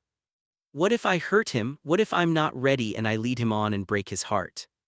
What if you are ready and you're just scared? Fear of happiness is still fear, you can't let it control you. Emma was right, Maya knew she was right, but knowing something intellectually and believing it emotionally were two different things. The shift happened one night in October, about 6 weeks into dating Liam. They'd cooked dinner together at his apartment, the first time she'd been there. It was small but cozy, filled with books and plants and mismatched furniture that somehow worked. They'd made pasta from scratch, flour dusting every surface, both of them laughing as the noodles kept breaking. After dinner, they'd put on music and ended up slow dancing in his living room, no particular reason except it felt right. Liam held her close and Maya pressed her face against his chest, listening to his heartbeat and felt something inside her click into place. This was right, this person was right, not perfect, nobody was perfect, but right for her in this moment, in this life she'd rebuilt. Liam, she said, pulling back to look at him. Yes. I want to stay tonight if that's okay, if you want me to. His eyes searched hers, are you sure? I'm sure, I'm ready, not because I think I should be but because I want to be. We can still go slow, he said, ever careful with her. Staying doesn't have to mean. She kissed him, cutting off his words, and this kiss was different from the others. Deeper, more certain, this kiss said, I choose you, I'm choosing this, I'm all in. They did stay slow, taking their time, learning each other with patience and care. And when Maya woke up the next morning in Liam's bed, sunlight streaming through unfamiliar windows, his arm draped across her waist, she didn't feel panic or regret. She felt peaceful. She felt chosen and choosing. She felt home. 3 weeks later, Maya ran into Rachel. She'd been at the art supply store, restocking her oils and browsing the new canvas options, when she heard a familiar voice behind her. Excuse me, do you know if they carry Winsor and Newton burnt sienna? Maya turned and there was Rachel, Daniel's Rachel, looking just as surprised as Maya felt. Oh, Rachel said, color draining from her face. Maya, hi. Hi, Maya's first instinct was to leave to avoid the awkwardness, but something made her stay. I think they keep the Winsor and Newton in the back corner left side. Thanks, Rachel shifted her weight, clutching a basket of supplies. I didn't know you painted. I didn't used to, or I did, but I stopped. I'm doing it again now. An uncomfortable silence stretched between them. Other customers moved around them, reaching for supplies, discussing color theory, living their normal lives while Maya stood frozen in the weirdness of this moment. Look, Rachel said finally, I know this is incredibly awkward, but I've wanted to talk to you for months. Would you maybe want to get coffee? I understand if you don't, but... Why, Maya asked, not rudely, just genuinely curious. Why would you want to talk to me? Because I owe you an apology, a real one, and because... Rachel took a breath. Because Daniel and I broke up 2 months ago and I've been doing a lot of thinking about how we started and I'm not proud of it. Maya considered this. The old Maya, the one from a year ago, would have said no, would have protected herself from any more pain, but the new Maya was curious, and maybe a little bit ready for closure from an unexpected source. Okay, Maya said, coffee, but somewhere neutral, not the place on 7th Street. Of course, there's a place 2 blocks from here. 20 minutes later, they sat across from each other at a small cafe, both nursing lattes, both unsure how to start. I slept with him while you were still together, Rachel said abruptly, apparently deciding to just rip the band-aid off. I knew he had a girlfriend. He told me it was complicated, that you were practically broken up. I chose to believe him because it was easier than admitting I was helping him cheat. Maya absorbed this. She'd suspected as much, but hearing it confirmed still stung. How did you meet? At a networking event for architects and designers. We got to talking, exchanged numbers. He said it was professional at first, but it wasn't. We both knew it wasn't. Rachel stared into her coffee. I convinced myself I was special, that he and I had some deep connection that justified everything.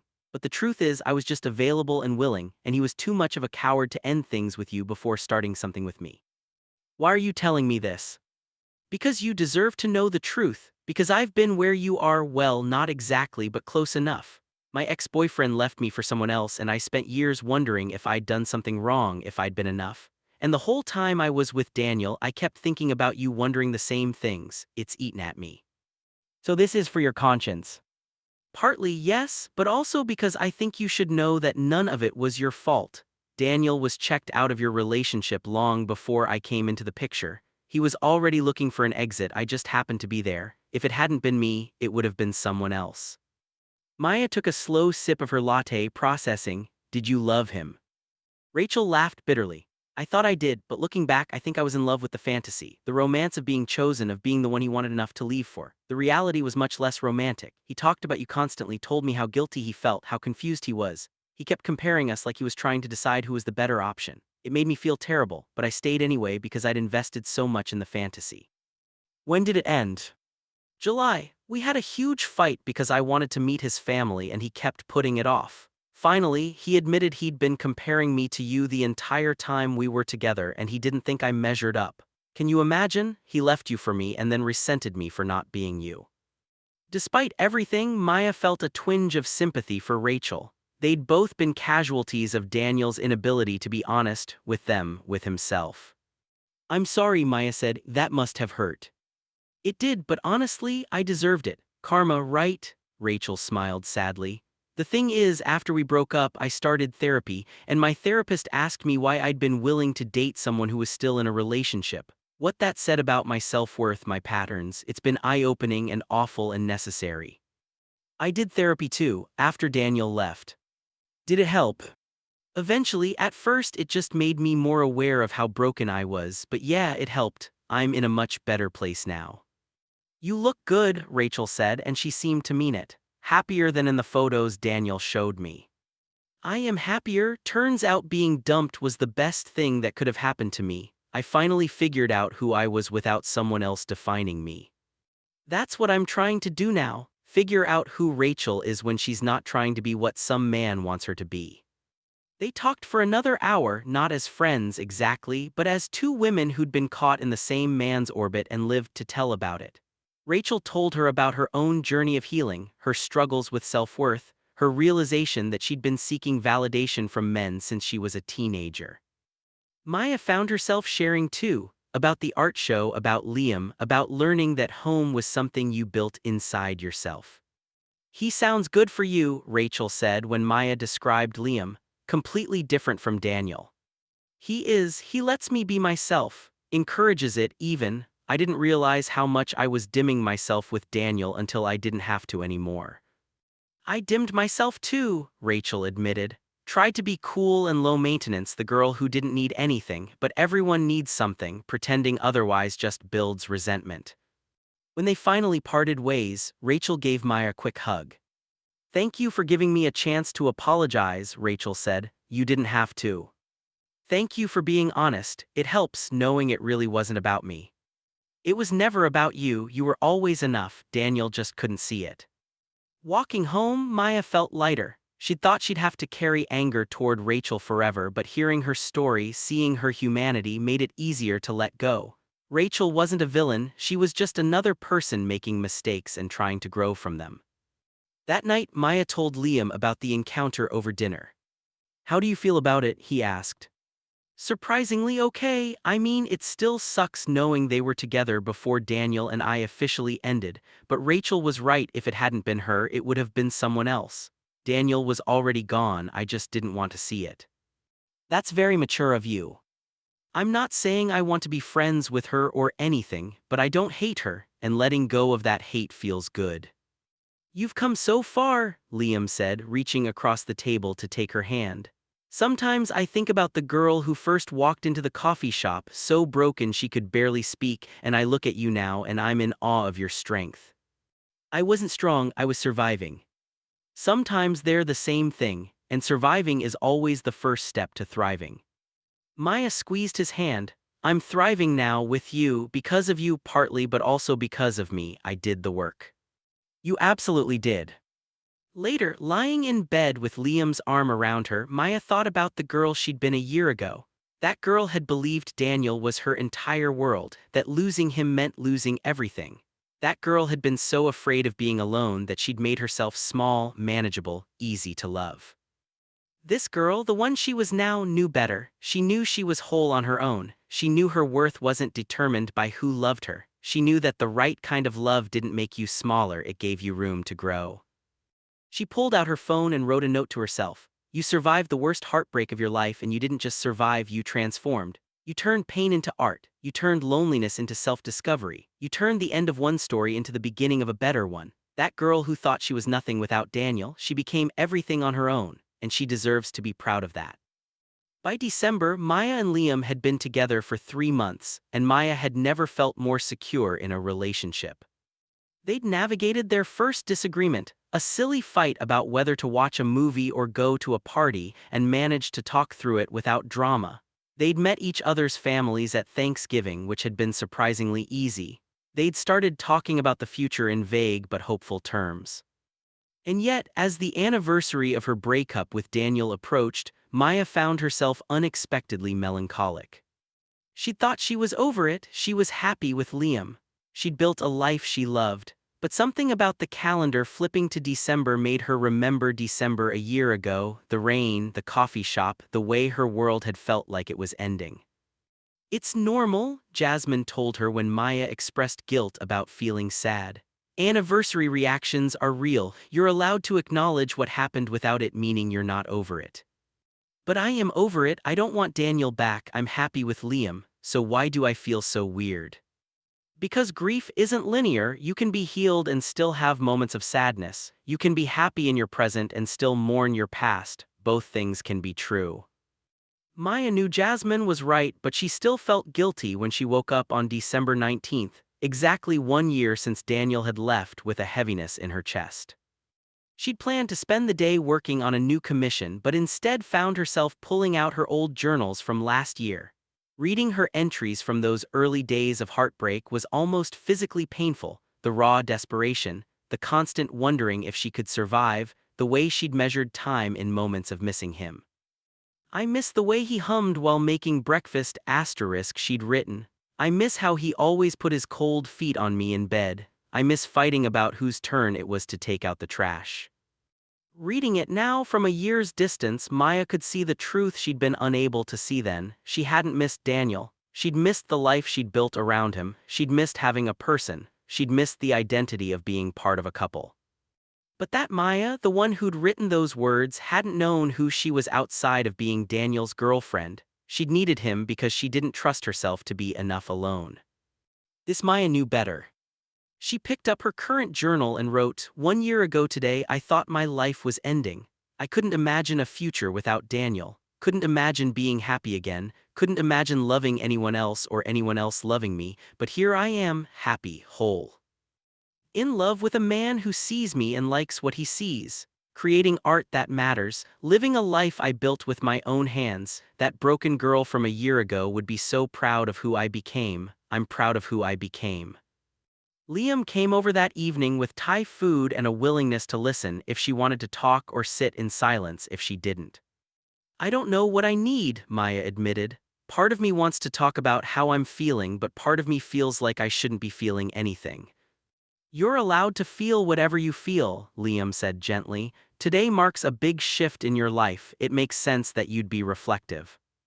I keep thinking about who I was a year ago, how lost I was, how much I'd tied my entire identity to being with Daniel. And I'm grateful that relationship ended because otherwise I never would have figured out who Maya actually is. But it's also sad, mourning the time I wasted trying to be what he wanted instead of being myself. You weren't wasting time, you were learning. We all have relationships that teach us who we don't want to be. Daniel taught you that. He also taught me what I don't want in a partner, someone who makes me feel like I'm too much, someone who runs when things get hard, someone who checks out emotionally but won't leave physically. And what do you want? Liam asked, though his eyes suggested he already knew the answer. I want someone who stays, someone who sees all of me, the messy parts, the difficult parts, the parts that aren't always easy to love, and chooses me anyway. Someone who encourages me to grow instead of trying to keep me small.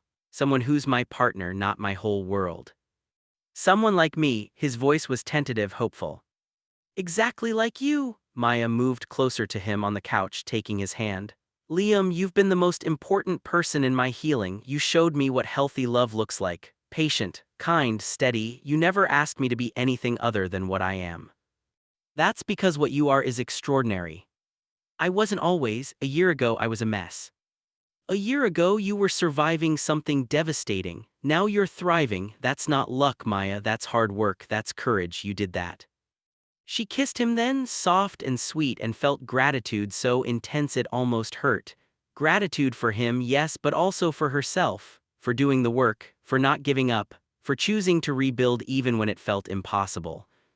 Thank you, she whispered against his lips. For what? For seeing me, for being patient, for loving me while I learned to love myself. Thank you for letting me.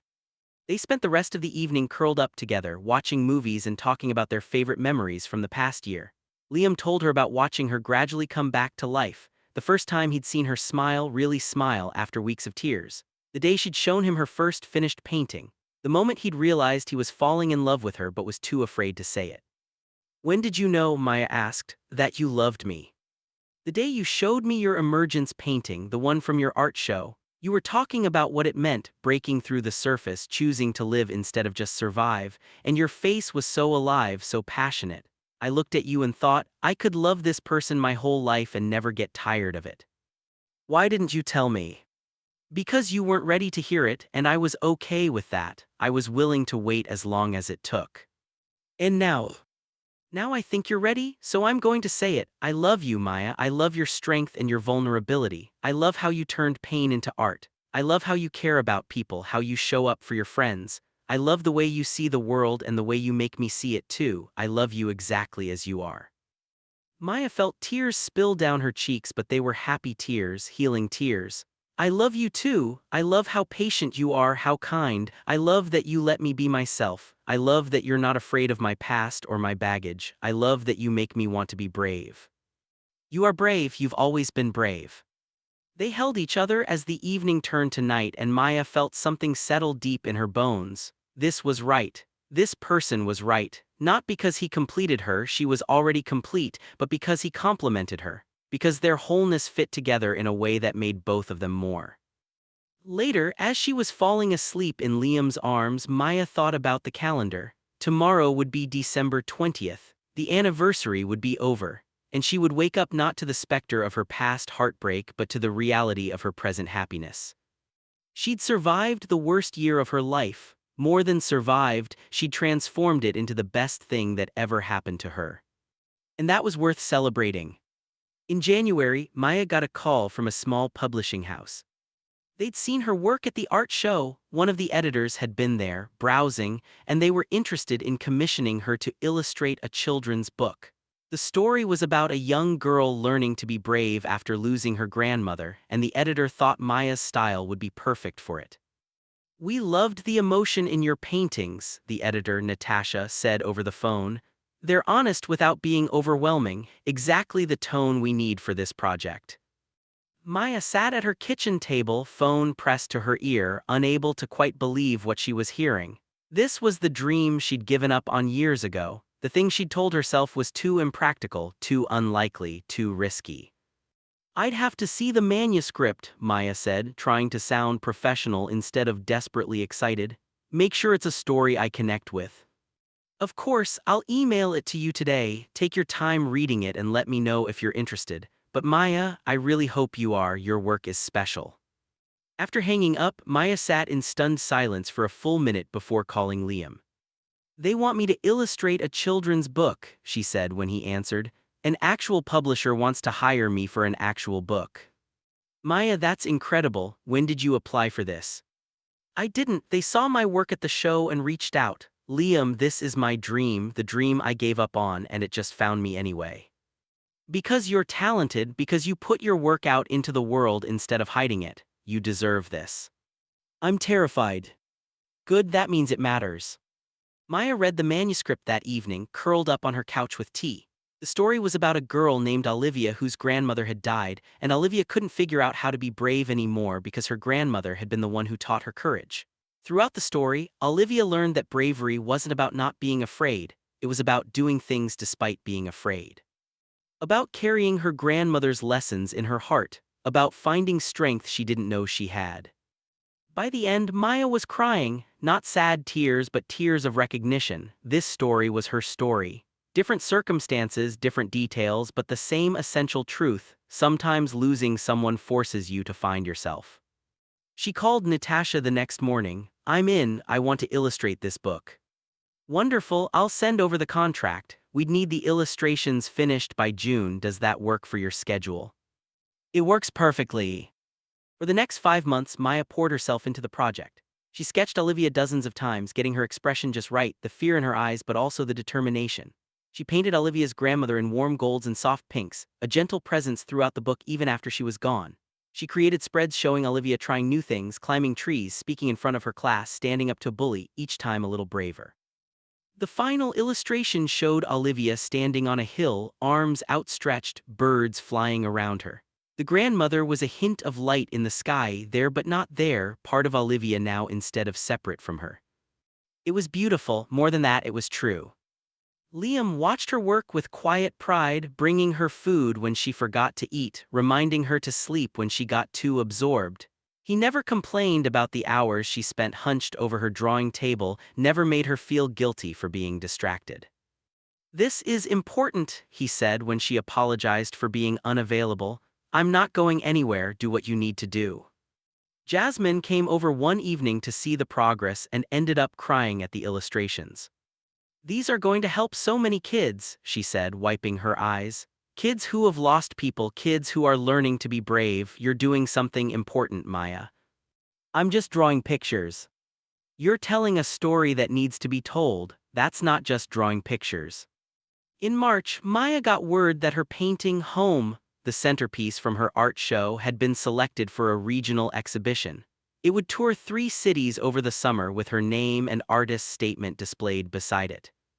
Her artist's statement read, "Home isn't a place or a person. It's what we build inside ourselves when we learn that we're enough. This painting represents my journey from devastation to wholeness, from being broken to being beautifully, imperfectly complete." Everything's happening so fast, Maya told Emma over brunch. A year and a half ago I was barely functioning, now I have commissions backed up for months, I'm illustrating a children's book, my work is being exhibited. Sometimes it doesn't feel real. It's real, Emma assured her. It's what happens when you finally let yourself be who you're meant to be. You were always talented, Maya, you just weren't letting yourself believe it. Daniel didn't believe it. Daniel was an idiot who couldn't see what was right in front of him. Liam sees it, though. Yeah, Maya said, smiling, he does. How's that going, by the way? You two seem really solid. We are. It's different from Daniel in every way, easier, healthier. We communicate instead of avoiding problems. We support each other's growth instead of feeling threatened by it. He makes me want to be better, not because I'm not enough, but because he believes I can be anything. That's what love should be. I never knew that before. I thought love was supposed to be all-consuming, overwhelming, but this is just steady, reliable, safe in the best way. Safe but not boring. Definitely not boring, we still have passion, still surprise each other. But there's no drama, no games, just 2 people choosing each other every day. I'm really happy for you, Maya, you deserve this, all of it. The career, the relationship, the happiness, you worked hard for it. Driving home from brunch, Maya thought about how much her life had changed. Not just the external circumstances, though those were significant, but the internal landscape. She wasn't afraid of being alone anymore, wasn't afraid of failure or judgment or vulnerability, wasn't afraid to take up space, to be loud about her needs, to ask for what she wanted. She'd learned that being broken wasn't the same as being destroyed, that you could shatter into pieces and reassemble yourself into something stronger, that endings weren't just endings, they were beginnings in disguise. That night, finishing the final illustration for the book, Maya stood back and looked at the body of work she'd created. 30 full-page illustrations telling a story about courage and loss and finding yourself when someone you loved was gone. She'd poured her heart into every image, her pain, her healing, her growth. Kids would read this book and see themselves in Olivia. And maybe, just maybe, they'd learn what Maya had learned, that you're braver than you think, that you can survive things that feel unsurvivable, that there's life, beautiful, meaningful life on the other side of grief. She took a picture of the final illustration and sent it to Liam. "Done, I actually did it." His response came immediately: "I never doubted you, celebrating tonight." "Yes, but quietly, I'm exhausted." "Quiet celebration it is, I'll bring wine and Chinese food." When Liam arrived an hour later, Maya was still staring at the illustrations, unable to quite believe she'd finished.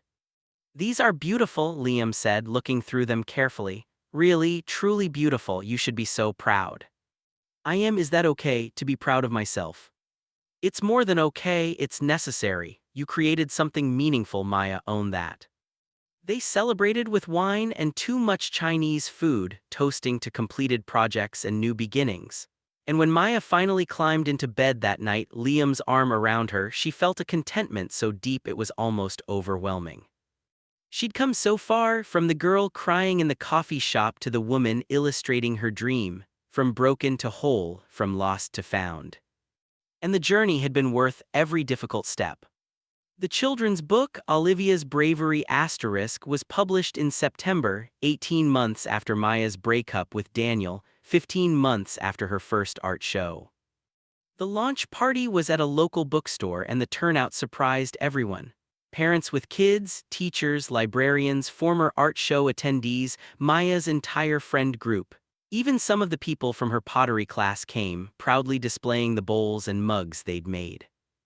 Maya stood at the front of the store holding a copy of the book, still unable to quite believe it was real. Her name on the cover, her illustrations bringing someone else's words to life, her dream actualized.